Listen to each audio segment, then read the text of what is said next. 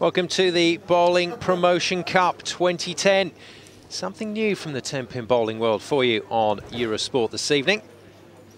And it's all the brainchild of the man that we're just about to see bowling. Bruno Bidone leaves a ringing 10 to start things off. The man from Monaco, who came up with this concept of inviting players from development nations, as well as stars from the likes of the PBA and other areas of European bowling, to gather together here at the Chateaubriant Bowling Centre, just outside of Paris. And the idea behind this promotional cup is exactly that, to promote the sport, but unfortunately an open frame at the start of these set ladder finals for Bruno. We've got Bruno Bidone versus Victor Krasavkin of Russia to get things underway. Then the winner of this one will go on to meet Phil Hulst of the Netherlands, and whoever wins that one will go on to meet Sergey Andreev, and everybody heading towards the PBA player Michael Haugen Jr. in the championship match. So we'll see who makes it as this program develops. And I think Krasavkin will take that start. Alongside me, as ever, our Eurosport bowling expert, Cass Edwards. Good to have you back in the commentary booth, Cass.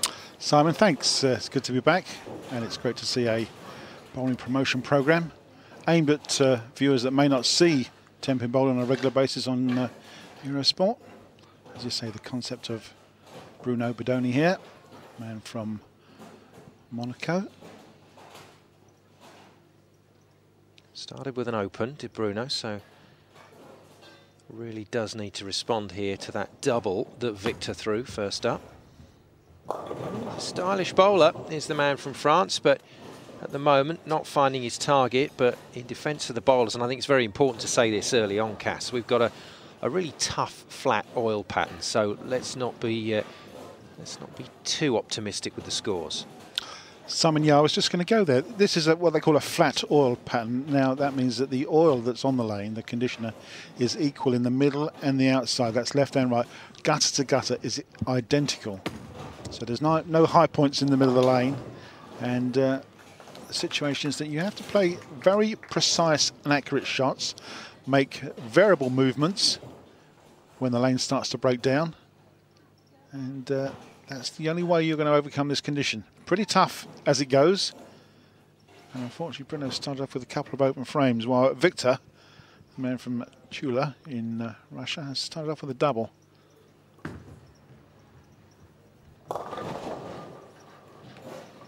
And that doesn't help Bruno very much, I'm afraid.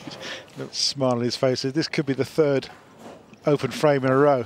Now, you saw the ball hurry on. It skidded past almost the head pin.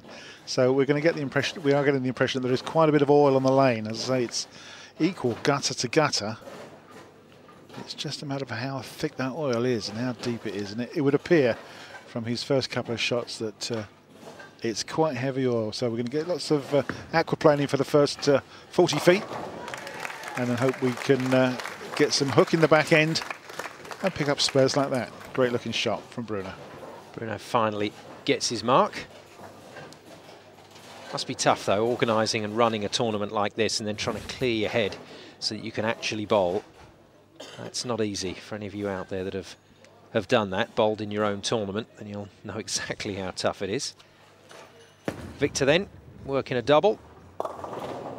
Taking it slightly wider to the gutter this time, and that one cut back on him ferociously. Well, it certainly had a lot of rotation on the ball, and as you said, it went out to the gutter and then really hooked up, overreacted in the back end. Left the 3, 4, 6, 7, 10, which is quite a big split. But it is makeable. And that was a reasonable shot, but unfortunately just couldn't make it.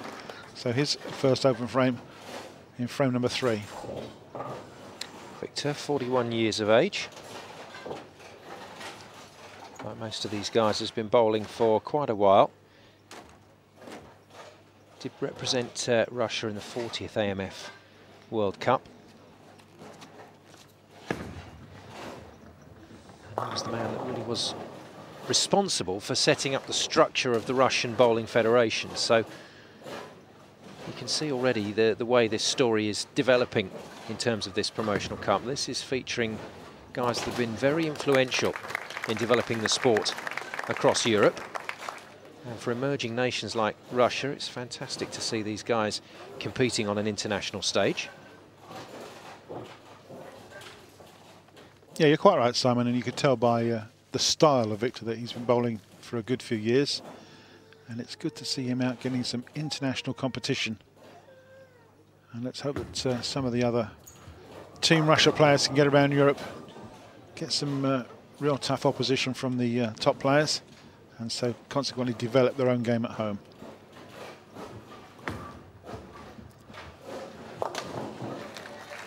And in terms of the crowd behind this lane, that's the way the 10-pin bowlers like to do it. I sometimes feel, Cass, you could put the most beautiful grandstand at the back of a lane, but your 10-pin bowlers would still stand, wouldn't they? They'd want to watch from the side. They actually want to watch from behind, as these ones are, because what they like to do is they like to stand behind the bowler and see the line that the ball is taking once it's off the bowler's hand. See it, if it's going to hook up right into the pocket or whether it's going to go long and miss out. I like to follow the track of the ball.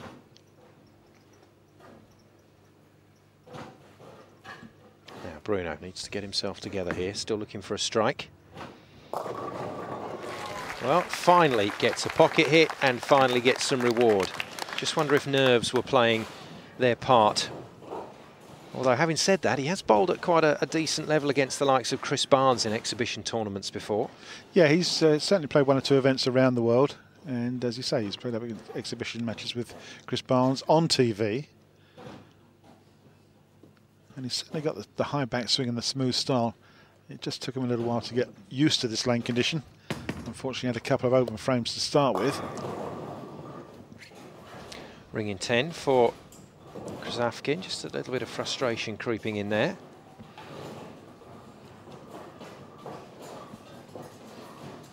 Yeah, he's made his double. Unfortunately, he did have one big split, which was just a 5 and a 3 count. But making the pocket and just leaving single pins at this particular time, hoping to make the spare. And she does. He takes his spare ball out and straightens the shot out for those corner pins.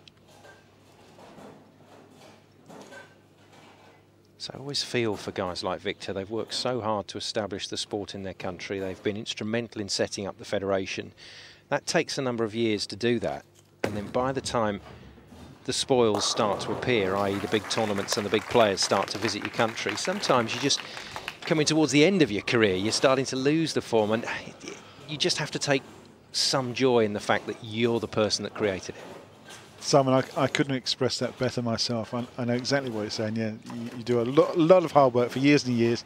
You get to the autumn of your career, and then an 18-year-old comes along and shoots a couple of 300 games against you, and you think, what's going on? The game's changed.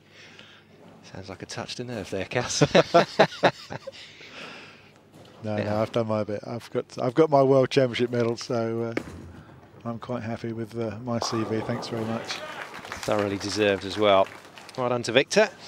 So just feeling the pressure a bit under the TV lights here, dabbing some sweat away from his brow.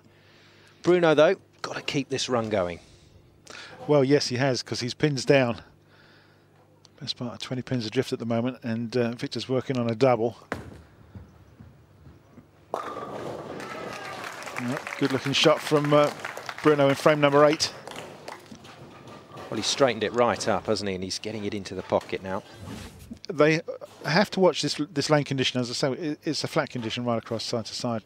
But both players being right-handed, they're playing in their own sort of track area, and that will cause a transition of the oil, and it will change. And that was a change there, wasn't it? The ball just held out a little bit too far. Leaves a 2 and a 10-pin standing. This is likely to be an open frame for the Russian.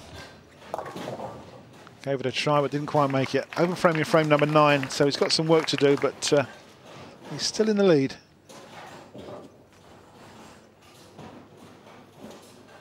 Coming up for frame 10, and he's going to be sub 200, but it may well be that he's got enough. Bruno's really got to do some work in the last couple of frames to take this first match.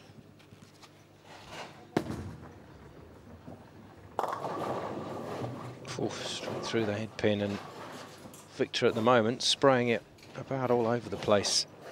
Can't find a line that really suits him, and I think with the way both of these men bowl, they're not able to muscle their way through the lane condition. Well, Victor's got 4 strikes, 2 doubles, and he's just spared out there, so he'll have 1 extra ball in the 10th frame, and he's going to be over 180. Not the greatest score, but hey, this is tough lane conditions. No opens for Victor? Yeah, 1 open in the 3rd frame. That's right. And 1 in the 9th. So he's had the 2 opens, but he's had the 2 doubles. So he's struck out, and he's got 185. And well, just that ringing 10 in the corner for Bruno. The game is Victor's. Victor's the victor, so to speak. Yeah, I'm afraid Bruno's showed us how not to spare and not to strike at the same time, unfortunately. Well, he's a better bowler than that, Bruno Bidone, and he'll be a little frustrated. He's going to have to watch the rest of his tournament from behind with the rest of the bowlers, but he can watch and enjoy what he's created here. So Bruno Bidone goes out of this step-ladder final. Victor Krasavkin goes through, and he will meet Phil Hulst of the Netherlands in match number 2 of this step-ladder final after the break. Stay with us.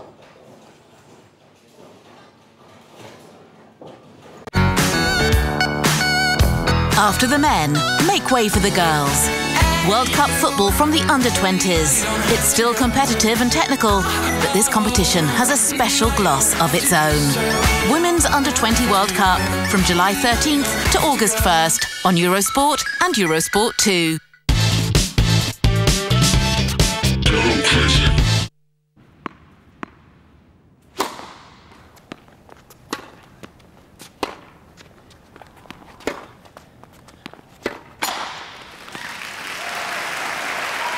Poznań Porsche Open.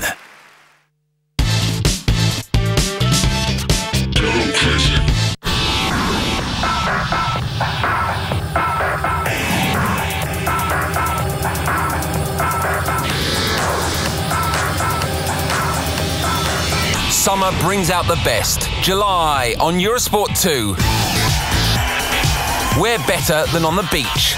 Carnivals on the coast, festivals of soccer, the atmosphere's a blast, and the soccer's something else.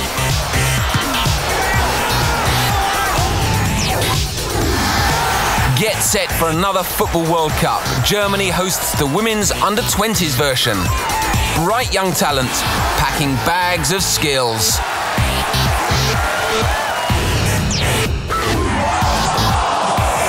Tours back for more close encounters. Chicago's up for the BMX Open. Enough said, the boys will do the talking on the bikes.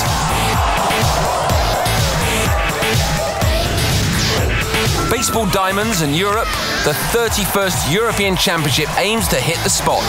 The Netherlands rule the bases, so they're in everybody's sights. Spare a thought for Australians. It's winter time down there. They don't seem too bothered though. They've got Aussie rules.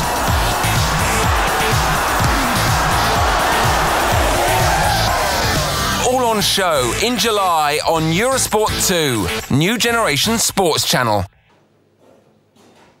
Welcome back to the Chateaubriant Bowling Centre. And welcome back to our step-ladder final here at the 2010 Bowling Promotion Cup. A new venture in the world of 10-pin. Now this young man, Phil Hulst, we think he's probably got a bit of a future in this sport. Just 20 years of age. Dutch national team member for several years now, having been a national team youth member since 2005. Has a good record within the Netherlands, as you would expect. And he's sort of top 20 when it comes to EBT events, European Bowling Tour events, when he gets it together. Well, the Netherlands is a hotbed for 10-pin bowling, and this young man's got quite a career in front of him, as you said. He's just left a solid 9-pin off of a pretty good pocket hit. Takes his spare out hard and straight, and there was a great deal of rotation on his first ball, so it's going to be interesting to see this young man take on the Russian. Up steps Victor, 41 years of age. Another Russian team member, as you would suspect, but also one of the brains behind the Russian Federation in terms of developing the whole of the Russian bowling system. He only managed 185 in the first match, but turned out to be a winner. Unfortunately, that ball has got caught up in some lane oil and has hurried on by in the 2.48.10, which is likely, unfortunately, to be an open frame. This is a very awkward split to try and pick up. Yeah, more about that condition in a second. Let's just see if Victor can make this. Well, gave it a go, got a bit of a mix on the pins, but Messenger didn't quite get across. But you can see that end on camera, Cass, is really showing us the ball getting caught up in the oil. And you can see it's trying to force its way back and the oil's keeping it straight. That's right, yeah, it's starting to aquaplane. There's 40 feet of oil, as I say. We're not quite sure what quantity of oil there is there, but as I say, it's equal across gutter to gutter. So whether there's going to be some hook, it will be consistent. And it's just a matter of whether these players can be consistent, and then that's the way they're going to have to beat this lane. Well, we haven't seen Sergey Andreev bowl before, the Russian who's awaiting the winner of this one in match 3. But on what we've seen so far from Phil Hulst, and of course what we know about the PBA star, Michael Haugen Jr., those two guys would have the strength to rip it through this oil, whereas the other bowlers are having to be tremendously accurate, because once the oil has got them, it's taking that ball away. Not the best start from Victor. It's not, Simon, it's not always a matter of fighting through the oil. It's a matter of getting the angles right, coming off the oil with the right angle and the right rotation. And hopefully there's enough back end or hook in the last 20 feet to bring that ball up into the 1-3 pocket at the right speed, with the right angle and the right rotation. I know it sounds a bit repetitious to keep saying that, but that's the 3 things you really need.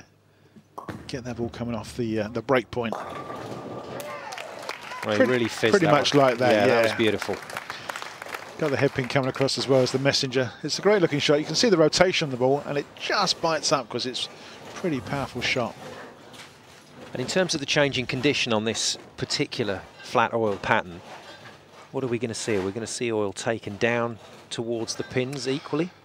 It certainly looks as though there is a heavy amount of oil there, so you will get the ball carrying down. You notice the players, every time they get up, they use a cloth to wipe the ball. Well, that's actually wiping off the lane oil that the ball's picked up on the previous shot. So they'll need a clean surface ball for their next shot, and just hope that it comes off nicely. As I say, when it gets to 40 feet, comes off the tapered oil and snaps up in the back end the last 20 feet. And that's a perfect looking shot. Great example of what I was just trying to say. He's found the line, he's got the speed right and the rotation right, and that was a great looking shot. And that's the first double of the match for Phil Hulst. He's enjoying himself here. I don't think Victor's feeling the same. No, he's just struggling for pace and rotation at the moment. Yeah, 210 split. The ball's just hurried on past. Quite have enough power, but that's a pretty good try. And unfortunately, just didn't get across, did it? Just laid dead in the gutter. It's an open frame. Just starting to interact with the crowd. And there's a strike for Victor. And so we've talked about this before, Cass, but the person that manages to develop the lane oil that we at home can see via our TV coverage, but the bowlers can't see, is going to make himself a few quid, because that will be fascinating to see where this oil's going, where it's being moved to, how the ball is stripping it away. These are the things that you learn about lane conditions over a period of time, but I'm talking years, not certainly not 5 minutes for new bowlers. And Phil's just ripping this rack apart now. That's 2 good looking shots. As I say, he's worked out an angle coming off at his break point, and certainly getting a bit locked and loaded. Turkey then for the young Dutchman. Bowled 7 300 games, got it the wrong way around, 7 300 games. Well, you can certainly tell by his style that he's learnt this game, and only at age 20 he's got a great future in front of him. Very tall and rangy, very high backswing, look at that. And he rips that ball off the wrist. Goes 4 in a row. Very nice too. Showing out for the crowd as well. He's enjoying this one.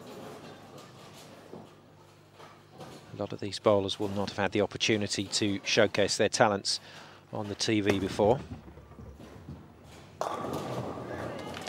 Brooklyn strike then from Victor. Yeah, I'm not sure what bowling ball they're using at the moment. Obviously reactive resin, but Victor's ball doesn't seem to be hooking quite as much. But having said that, he's playing the middle of the lane, where the oil sort of accumulates. So he may well be putting the ball straight down into heavy oil.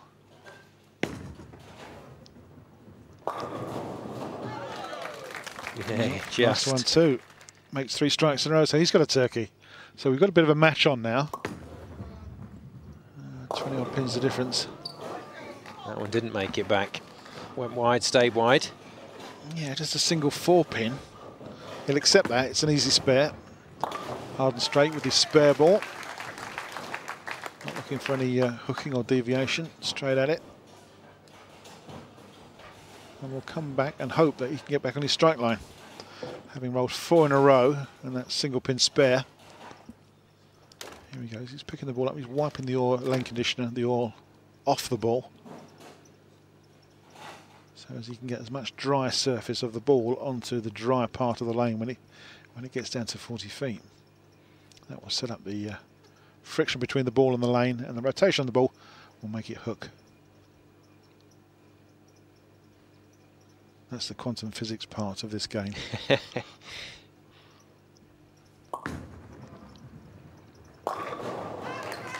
Nice work. It was a temporary blip on the right-hand lane. Phil back into that strike line. Yeah, good looking game so far. 4 strikes in a row. No open frames. He's going to go through the 200 barrier here reasonably easily. If he just keeps his head down. Yeah, it's Phil's match to take now. Victor's out of it. And barring an absolute shocker from the young Dutchman, I think we'll see him advance into the next round to play another Russian, Sergey Andreev. Yeah, Radar's been a bit skill-whiff in this game, I'm afraid. Needs to redirect. Probably a change of ball would be helpful for him, but he just hasn't kept the line consistent. He's been inside, he's been outside. Of course, repeatability is one of the things that you have to do to be a top bowler. Find your pocket line and repeat and repeat and repeat. 3 strikes in a row, open frame strike. So it's not the most productive last few frames for Victor. It's a repetition, isn't it, Cass? But the thing is, it's not quite as closed a skill as it sounds, because the open element to the skill is the fact that the lane condition is changing, and you do have to move on the line. You're going to have to go left or right to cover. You're going to have to make sure that you're delivering on different arrows, different boards. So there is an open element to the decision-making process. You look at your ball and see how it reacts. And if it's not doing what you want, you've got to then decide, well, was it me or was it the lane? So there's 2 elements that you've got to decide. Did I throw that ball perfectly correctly? And if I did, why didn't it react? Or was it the lane that's caused slight transition in the oil, and perhaps I'm going to have to make an adjustment to get it right in the pocket? Great looking shot from Phil there in frame number 8. That's another double for him. Certainly looks the part, this young fella, doesn't he? I couldn't agree with you more. He's looking every bit a potential champion here. To do that, he'll have to get past Sergey Andreev and Michael Haugen, Jr. of the United States, the PBA exempt player. Oh, just a bit lucky there not to leave the 7-10. The messenger too slow to get across before the machine came down. Yes, he very much looks an international player, doesn't he? And as I say, at 20 years of age, there's a great future ahead for him. No doubt gets out quite often on the European tour.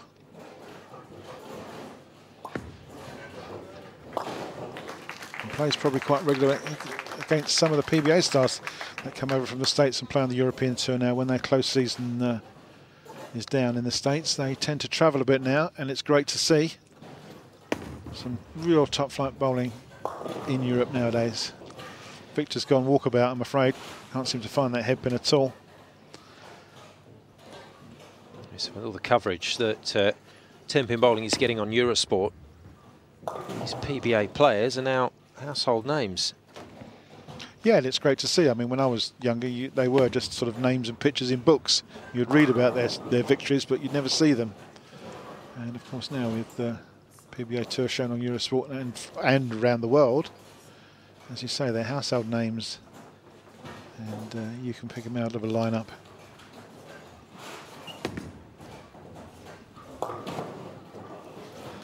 Another open frame for Victor, and I'm afraid... Yeah, that's not enough, I'm afraid. 152 was his final score with 5 open frames. And if he hadn't hit the turkey in the mid, he'd have only scored about 100, unfortunately. But this is the winner of this match, and he's going to progress. Looking good. Looking to go comfortably past the 200 mark. Well, Brooklyn strike there. That was what he would have ended up with if he could have knocked all of them down, but he didn't. Yeah, it's unusual. He's left the 9 and the 10 pin, both on the back line of the pin deck. The ball will fit between these two. But you've got to be quite accurate. But Phil Hulst is home and dry, and he will meet Sergey Andreev after the break. Forget the fact that was an open frame. Phil Hulst looking in good shape.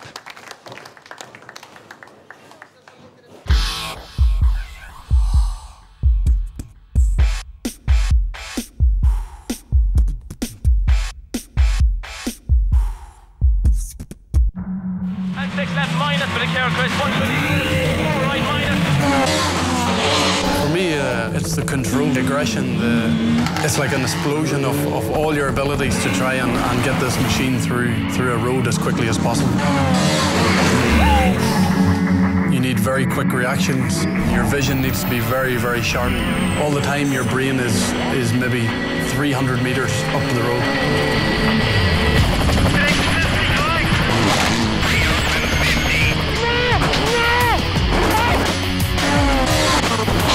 Driving in night, it's like driving in a tunnel. The small things that you take for granted in daylight all of a sudden become blind, and you can see absolutely nothing. It's not about the fame, it's not about the money, it's about pure satisfaction. Share all the sensations of the Intercontinental Rally Challenge all season long, live on Eurosport and Eurosport 2.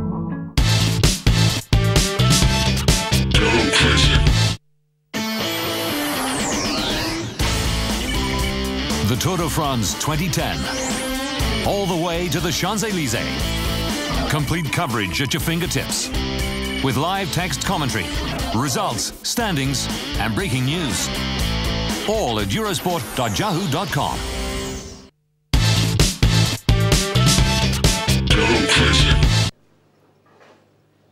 Two matches down on the stepladder final of the 2010 Bowling Promotion Cup. 2 to go. And Phil Hulst has looked the form player so far.